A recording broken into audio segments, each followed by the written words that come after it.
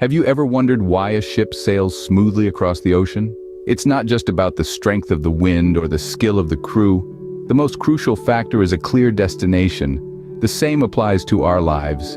Without goals, we're like a ship adrift at sea, tossed around by the waves and winds of life. But why is having goals so important?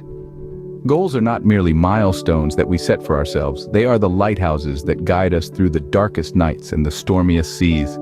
They offer a sense of direction, a compass that points us to our true north. Psychologically, goals provide us with a sense of purpose and motivation. They give meaning to our actions and fuel our ambition. Practically speaking, goals serve as a roadmap to achievement. They break down our dreams into actionable steps, making them more attainable. Goals help us to focus our efforts and resources, thereby increasing our efficiency and productivity. They also offer a benchmark for measuring our progress and celebrating our triumphs. Moreover, goals are a powerful tool for self-improvement. They push us out of our comfort zones, challenging us to learn, grow, and evolve.